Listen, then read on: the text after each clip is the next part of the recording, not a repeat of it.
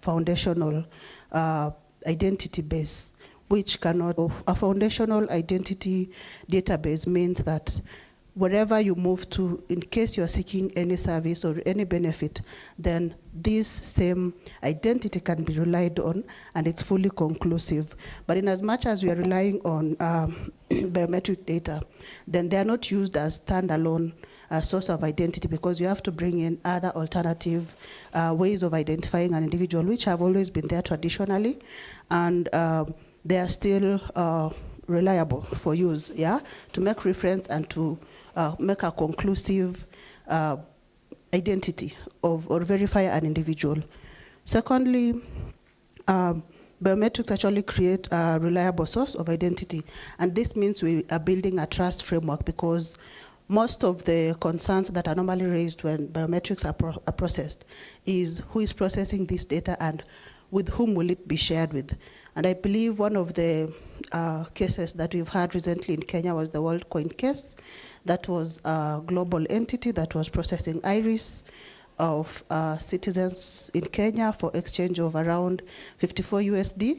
Yeah, and this was a cryptocurrency kind of business that was doing this. And some of the public concerns that were raised were around why process an iris where the state itself, that is the government of Kenya, does not actually process the same for identity purposes.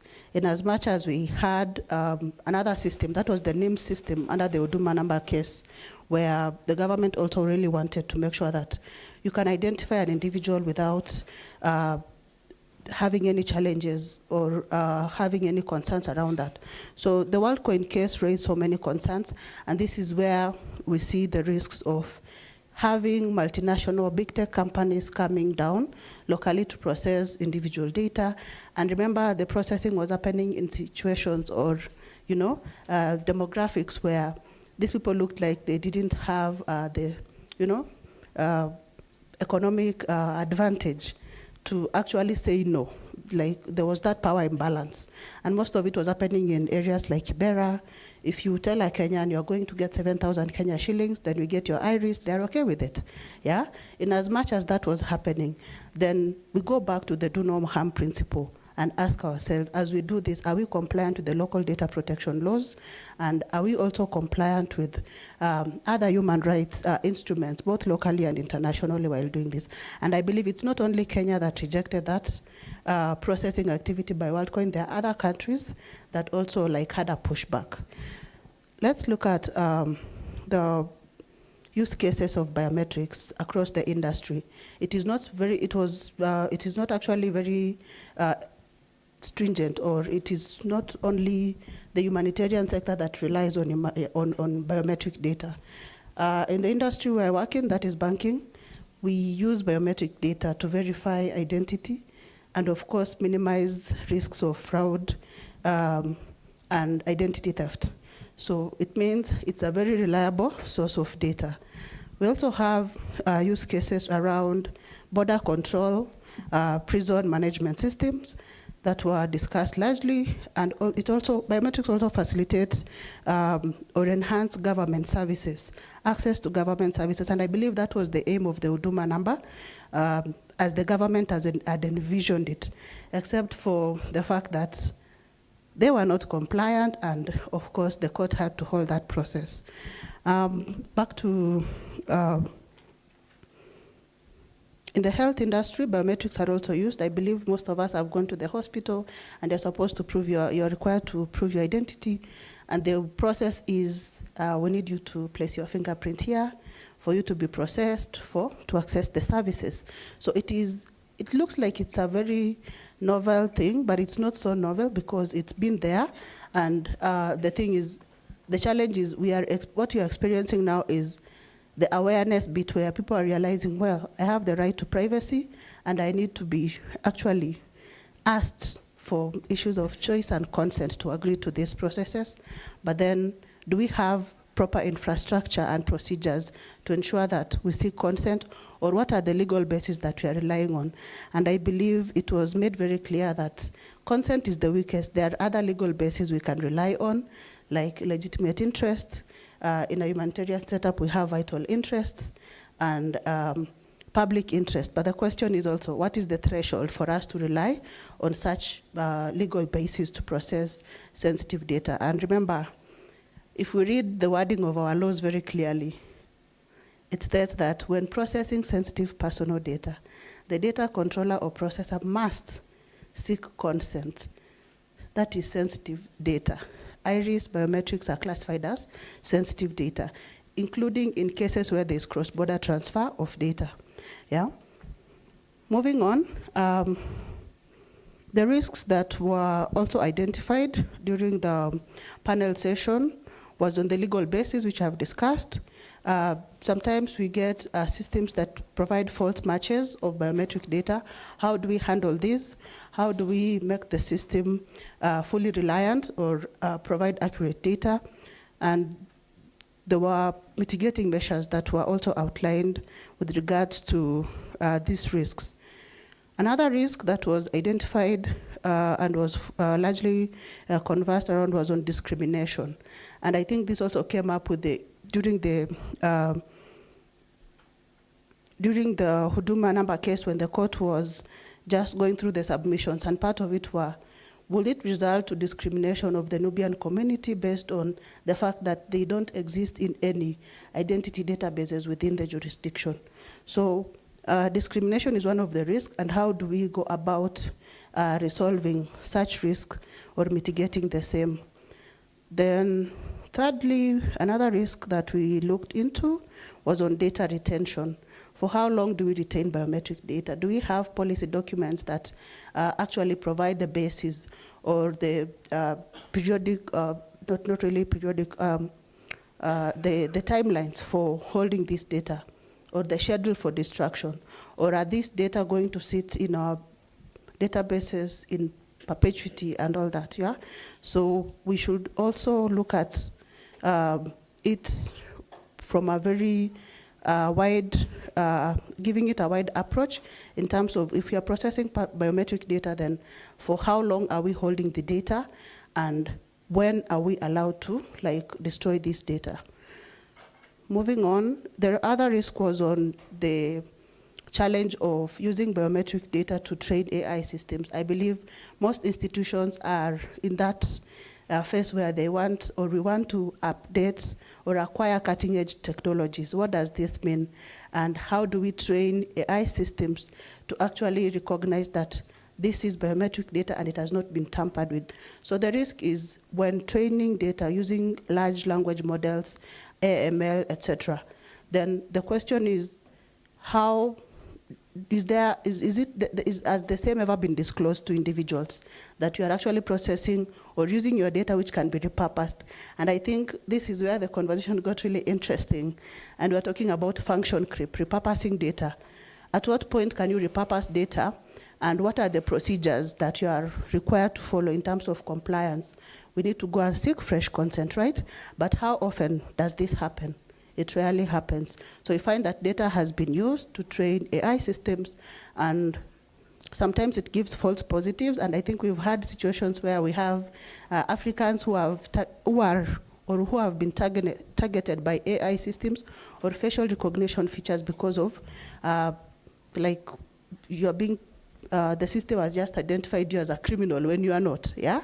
And when they look at the database, they're like, that was a false positive. So how do we close on such risks and gaps? And finally, to mitigate the risks, then it was agreed that we need to do data protection impact assessments when you are coming up with the biometric systems, and it is encouraged, it was highly encouraged that such systems should not be off-the-shelf products, because we need to embed privacy by design into biometric systems that we actually, that entities are going to onboard into their operations. Thirdly, on the way forward, we need to have design our systems for a specific purpose and limit it to that purpose to avoid function creep. And most importantly, one way of mitigating the risk is deduplication. which is actually the elimination of duplicate or redundant information, especially in computer databases, because you'll find that maybe a humanitarian organization wants to provide a service to a certain jurisdiction or region, and there's a similar entity that has done that before. So why not collaborate and have data intermediaries in between who can provide a solid reference to that database, rather than going and processing again the same data from the same demographic, yeah? And finally, embedding privacy by design in the software lifecycle development, which is very significant to protect the rights of the beneficiaries. So to wrap up, we are going back to the conversation on, do we have standards on how to go about this? And I think that is where the gap is. Who are the stakeholders and who are going to come up with these standards? In as much as we are discussing or having this conversation, then you go back to, do we have any self-regulation mechanism, compliance procedures, or even an oversight body as humanitarian actors when it comes to coming up with such frameworks, or are we working in silos? So I think that is the biggest challenge, and it's food for thought. Thank you. Thank you so much, Cynthia. And that really just opens up a world of questions, I'm sure, for the room. And before we go on, and because we've been speaking a little bit about data protection standards for the humanitarian sector, and now we've had a conversation about biometrics, I'd like to come to the room, and I'm trying to find someone, but there's Megan over here who I had a chat with yesterday on the panel, and I'd like for her to just give a little bit of an overview of what data protection frameworks look like in the region, and to comment briefly on the principles that address some of the risks that Cynthia has spoken about, for instance.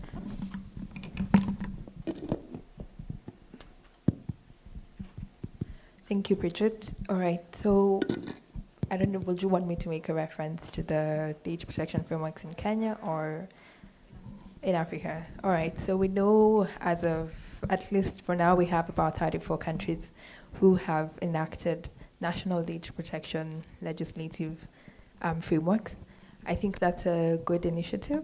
That means as a region we are growing, we are recognizing that the issue of privacy and data protection is a central feature that as nations we need to have in place. There are similarities across these 34 legislative frameworks. We have these frameworks providing principles. Some of these principles include the principles of integrity and confidentiality, ensuring that there's data security when data is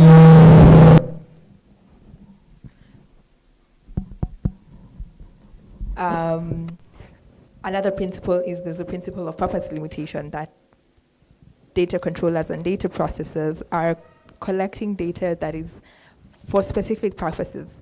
There's a principle of data retention, that the data that is being collected is only retained for a specified duration. There's a principle of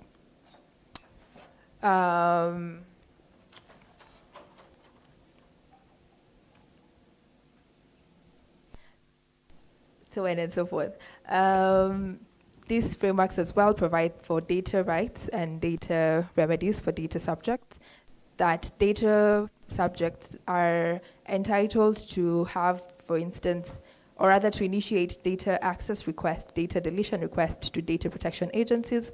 These frameworks as well provide for the establishment of data protection offices. And in Kenya, at least yesterday, we had the Kenyan Data Protection Commissioner making reference to the progress that the offices had and some of the challenges that they are having as an institution. And there's a constant need to ensure that these data protection offices are financed to ensure that there is sustainability to the programs that the data protection offices are conducting as an institution, in a nutshell. Thank you, Megan. And I think a lot of the time, a constant thread, a repeated thread throughout a lot of our conversation is that the laws are there, the implementation might be where the question is. And since we're also talking about the humanitarian sector, and I see Vincent is seated right behind Megan, and we had a really good discussion yesterday about what data protection frameworks and standards look like in the humanitarian sector, it would be really great if you could give the room a little bit of insight on what that looks like on your end. Yeah, thank you, Bridget. So yeah, briefly on that, I think we discussed and all agreed, I think, that the principles that anchored both data protection historically, so really to protect people's fundamental rights and freedom, are quite on par with the principles of humanitarian action. And in that sense, there is no reason to consider that the standards would compete or actually create tensions, but rather that they complement each other. And then what was interesting as well was to consider other initiatives to create sort of, other complementary frameworks that are usually coming from really good intention to better help organizations and civil societies and all actors to manage data better. But that we have to be careful that when you have a large crowd like we are, and if we want to all be suddenly in agreement with different guidelines about managing data, whether it's personal or non-personal, there's a risk that we will have to compromise on some elements. We will have to compromise, of course, that's how collaboration works. But then it kind of tends to water down some of the strong requirements of data protection, which are anchored in the law. So when we think about now, it's been said multiple times, Africa reaches 34 or 5, depends, I think, who counts, laws that really, they are laws, not just guidelines and good intentions. So I think there was also a reflection about saying it's great to have other type of guidelines, but that we should never forget that laws are enforceable and that we should not try to just be to summarize too much or not to go enough into the really strong requirements that are coming from the laws. Yep, thank you so much, Vincent. Again, laws are there for enforcement. We should not forget that laws exist, which is something that seems to happen again and again. Before we go to Priyanka, I'd just like to check the room if there are any questions, either for the rapporteurs or even for the experts in the room. Any questions? Oh, there's a question right here.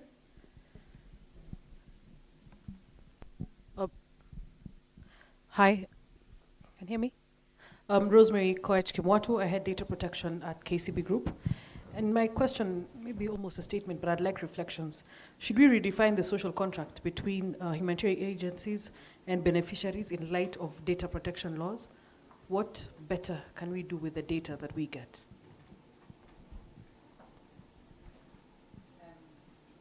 Yeah, and I think there was a really long conversation that we had around trust yesterday here. And I think it was you, Rosemary, that actually said that a lot of the time there's just no trust. There's one side that is doing its part, and there's a side that's just not doing their part with regard to this social construct that we're in. And I'd like to come to probably, who would like to comment on that, actually, on the social contract? Is there anyone that has anything to say to that? I'm not going to force you, but if you don't raise your hand, I'm going to pick someone. Don't look away. I'll pick you if you look away.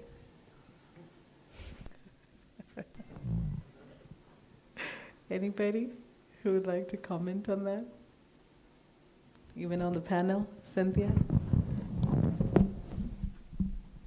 Well, so to respond to Rosemary's question, it's not an easy one, but I'm going to try.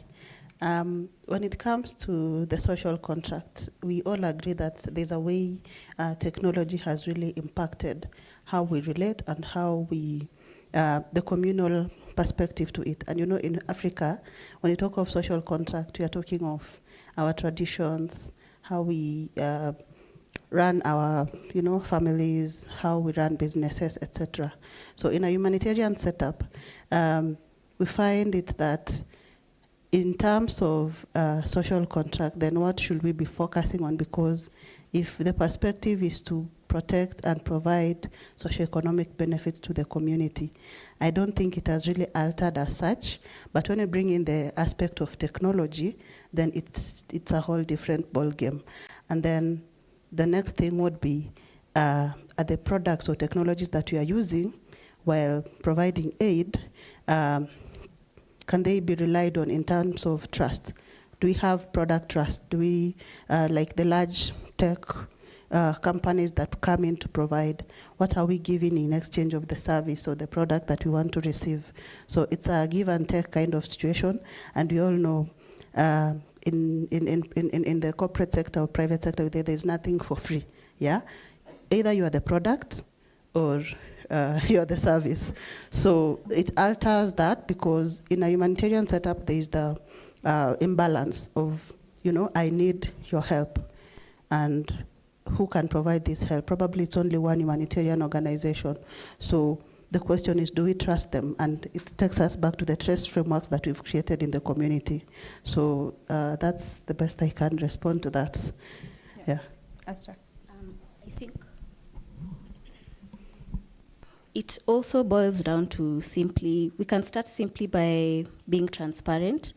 Let the communities and these individuals, let them know, why are we here? Sometimes you go to the field, collect your data, go back to the office, write a bunch of reports, but you've left people in the field expecting some sort of humanitarian aid, but you're not working with them in the sense that, are you explaining to them in a language they can understand?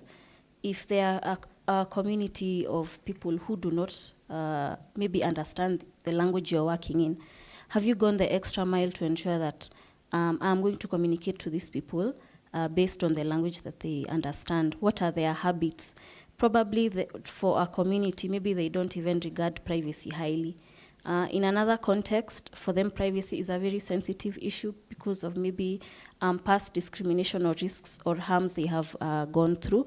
So the question that now I had, a follow-up question to Rosemary's question, is how far are we willing to go as organizations to ensure that these standards we keep on talking about, how far are we willing to go in terms of investment of resources, could be finances and human capital? How far are we willing to go to ensure that we have actually implemented these results, these standards that we are talking about? So from what I'm hearing, there's a need to invest in localization. There's a need to move away from techno-solutionism.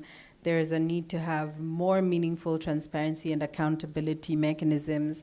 And there's a need to go back to the very basic humanity that we need to have in interacting with each other, right?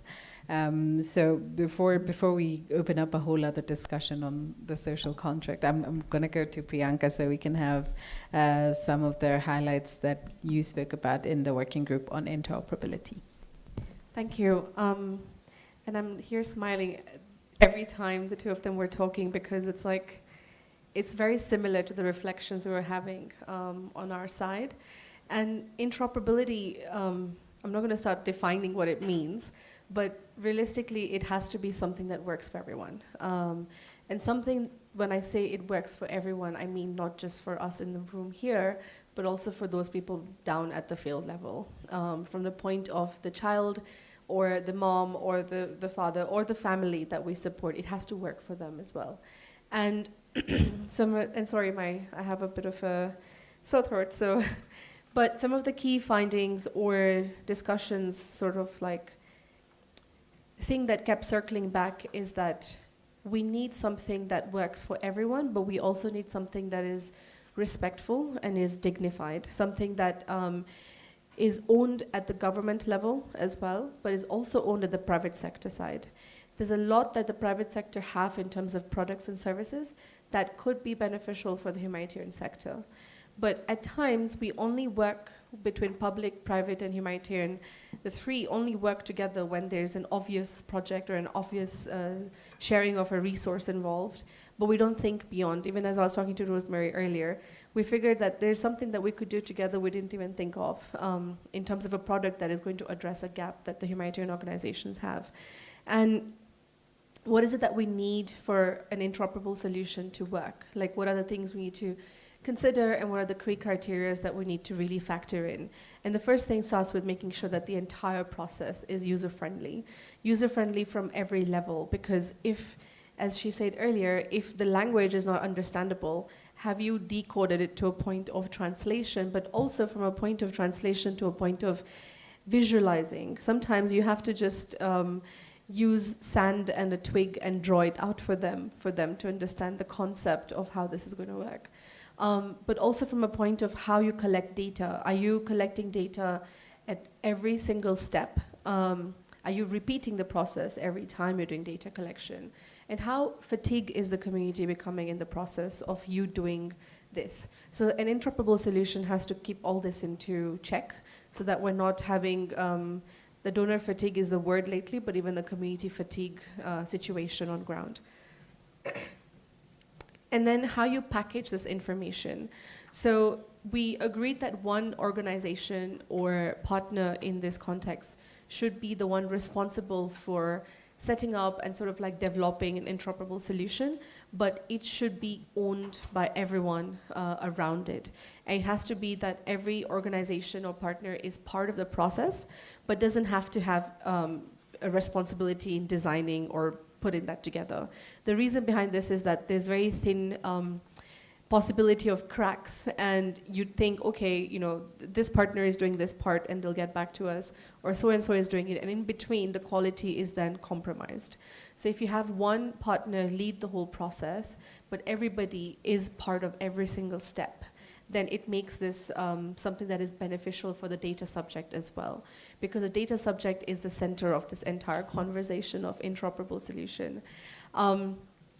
We had a very good example of Ethiopia, where an interoperable solution is functional, where the UNHCR ID has been recognized, or at least the number that is on it is something that people can use to open up a bank account or even use mobile services.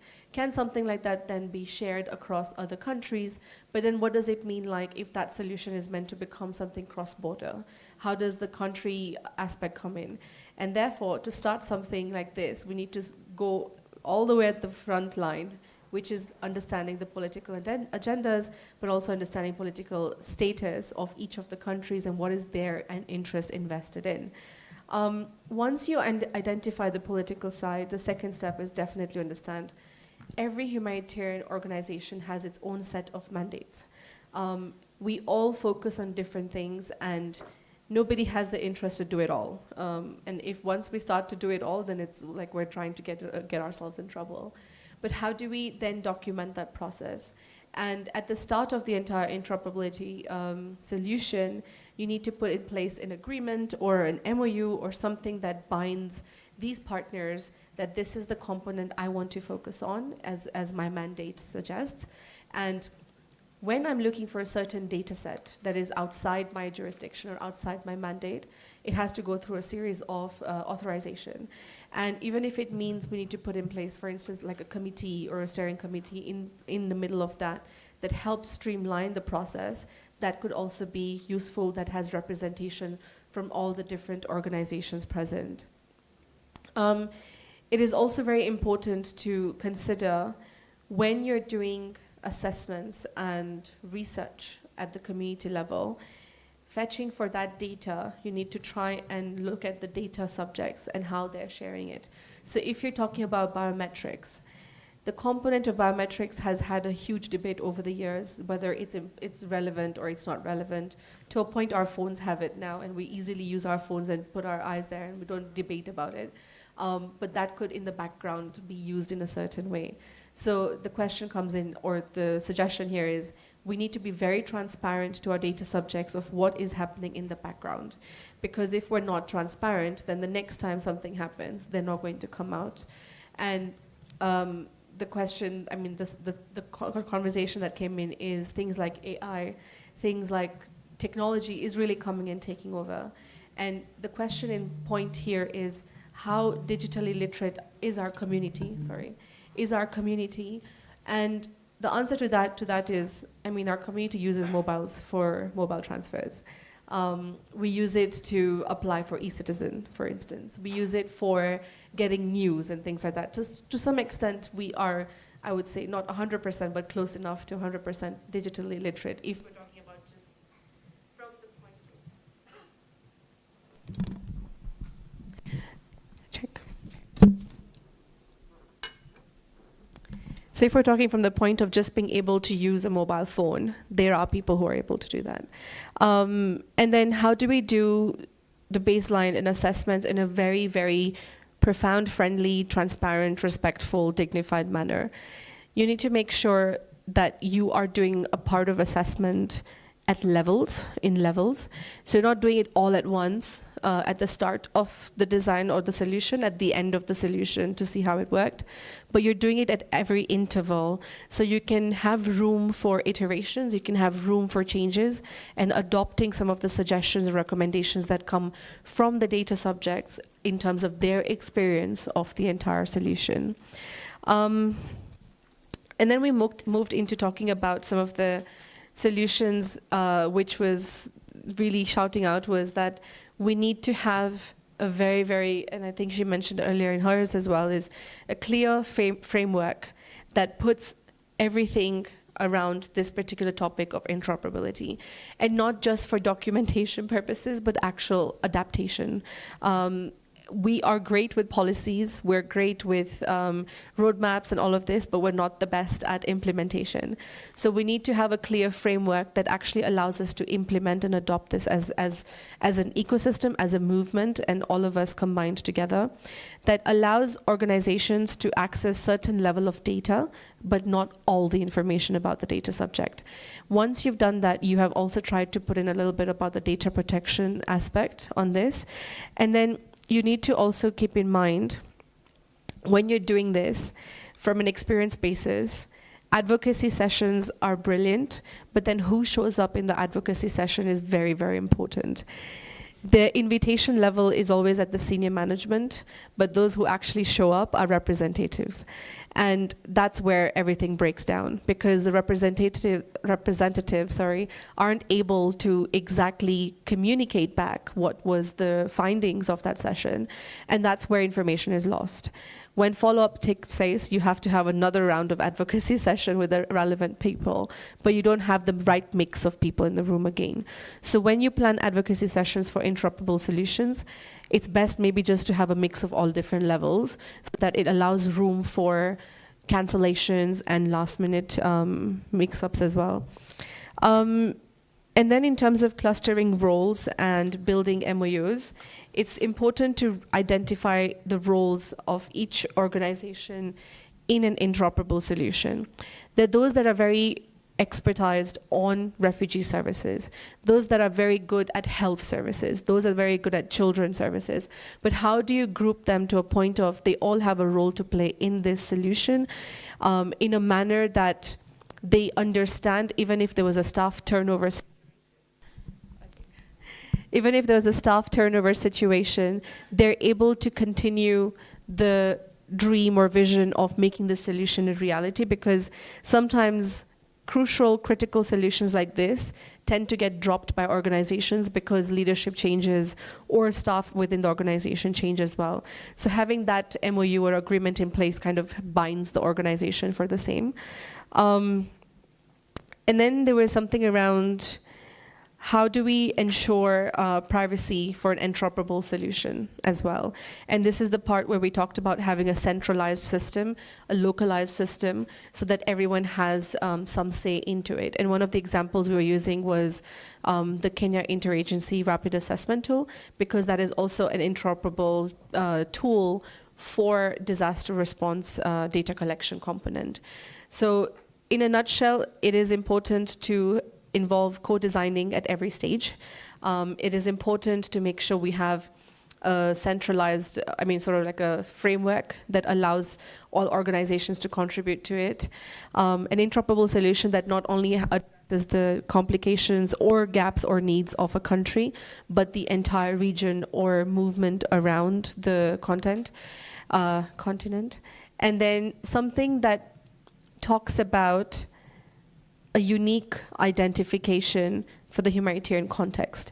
So governments build a lot of systems that are meant to support the citizens and civilians of the country. But then many times we are forgetting that there's not only three types of people. There's one which is citizens of the country, one which is the alien, those who hold the alien IDs, those who are refugees, but we also have those that miss documents because they misplaced them, or they just chose never to register themselves. And when a disaster hits them, they are vulnerable. They are a beneficiary of humanitarian services. So at that point, how do we then support them? Because they have no UNHCR ID, they have no Kenya Red Cross ID, they have no any form of national identification or alien ID, but you need to still serve them. So at this point, then, would a humanitarian ID that centralizes the whole process, like the one in Ethiopia, be useful across all humanitarian needs, not just from Kenya and East Africa and Africa, but cuts across the entire globe? Thanks.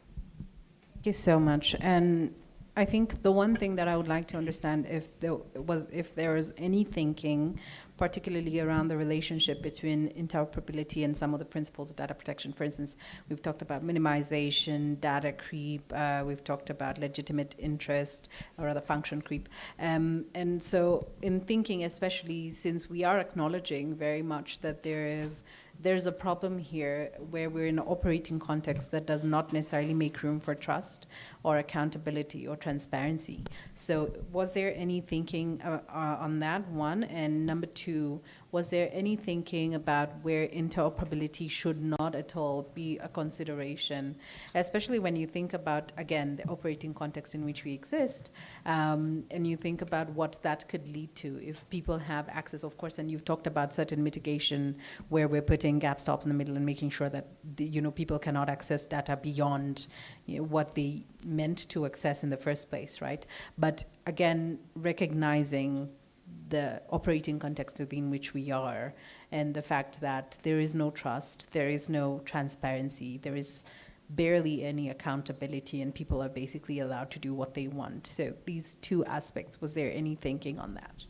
There was, and I think there was a lot in terms of the principles and how it comes into play when it comes to an interoperable solution. And that's where the point came in around each organization comes with its own set of restrictions, and at the end of the day, the core mandate or the final goal for everyone is the same. So the goal is to make sure that we want humanitarian services delivered in the most profound and dignified manner possible, but we need to try and make sure that this particular beneficiary data is well protected.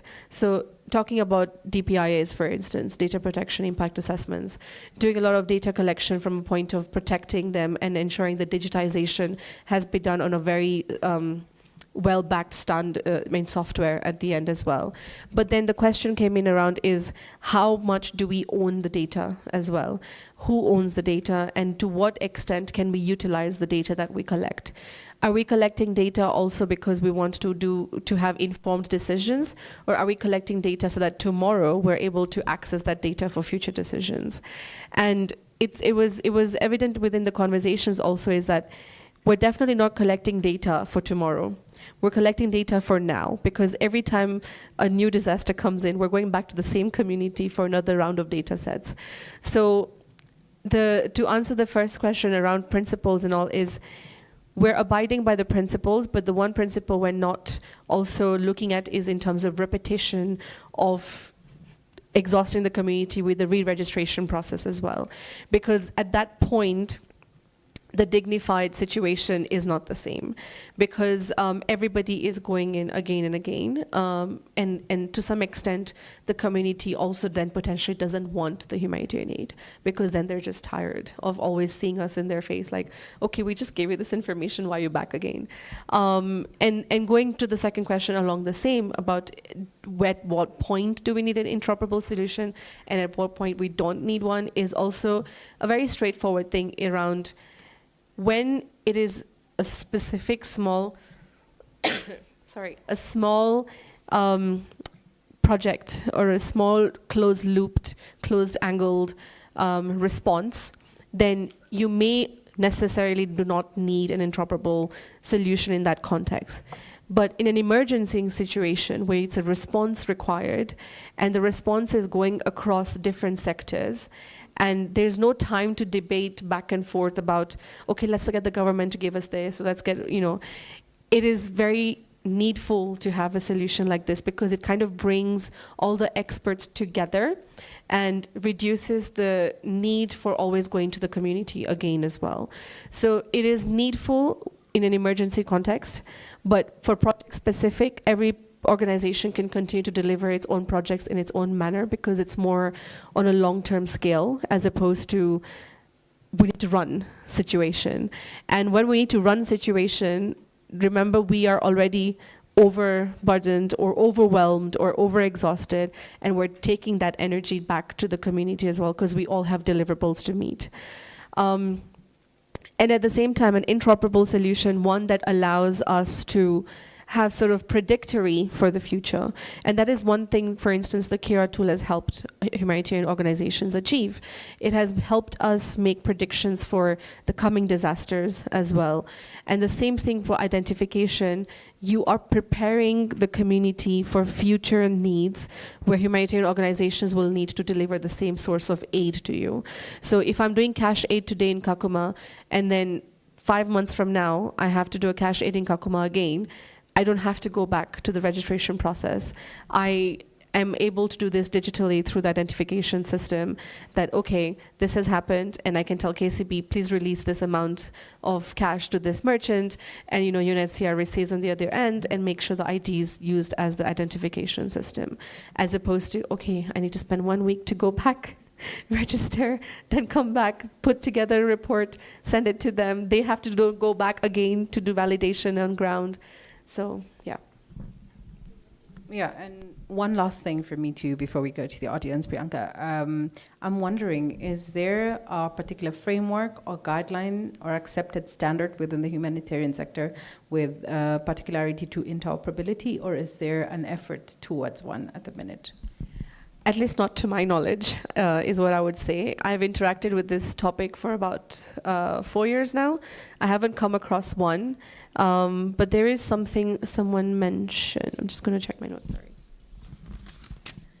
Something around there's a lot of lack of harmonized efforts. There's a lot of different frameworks everywhere, but not one on interoperability. But picking from this conversation that has happened today, but also a few others that have happened in the past, I would say, let's say like 11 months, is there's definitely motion towards one. The only barrier I have noticed that has come into this is I think the political investment into it as well. Because this particular conversation, in my personal experience, came up also when Huduma Number was being started off. And that's where a lot of the trust and transparency challenges started to become more profound after that. And the challenges then trickled down to the humanitarian sector as well. Thank you so much. Now coming back to the audience, do we have any questions, clarifications, comments on the highlights that we've gotten from Esther, Cynthia, and Priyanka? Okay, there is one question over there. I think so what I have isn't really a question. Can you hear me? Okay, so what I have isn't really a question, it's just sort of open musing on interoperability, because in the disinformation and cybersecurity ecosystem, they have something called the OpenCTI. And I'm wondering if, there is and what we've seen in OpenCTI, especially since we've been trying to adopt in Africa, is there's serious potential for building long-term resilience. But obviously, because you're working with a lot of threat actors in these systems, it's different from the humanitarian sector, where you're not working with intentional enemies, right? So I'm just wondering, is there a space for what's the long-term resilience that interoperability can build in terms of maybe future policy insights and all of that, on that front?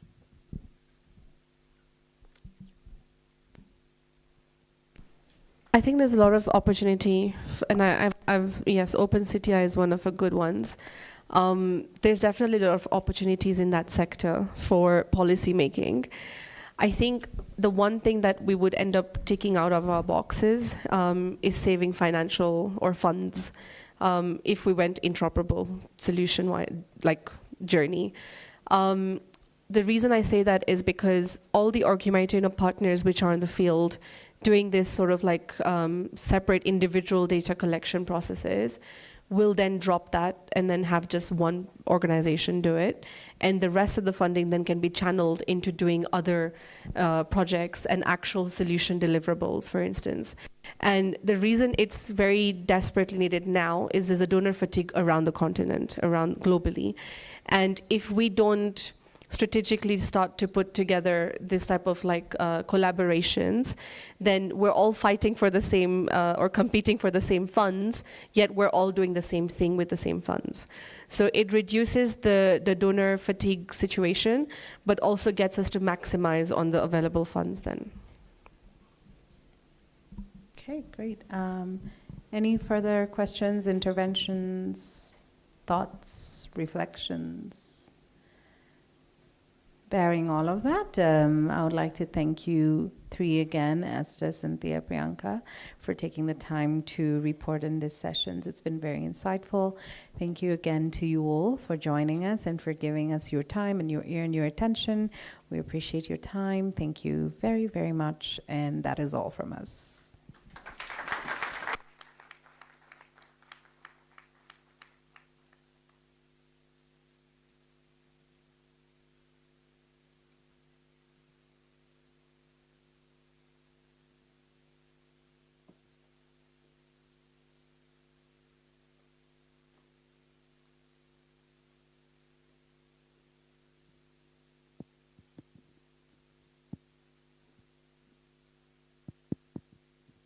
Hello.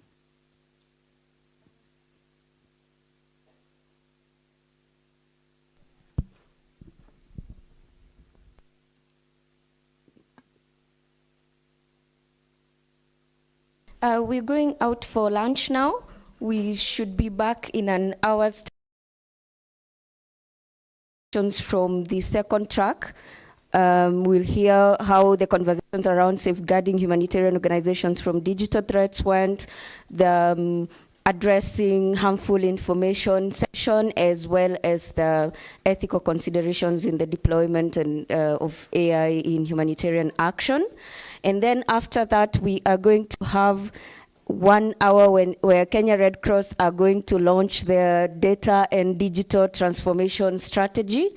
And we will conclude, after which we would like to invite all of you to a cocktail event, I don't know, to celebrate the success and your contribution and your insight, and to thank you for making time for this over the last 2 days. That will be at 4:30. So please stay and enjoy your lunch.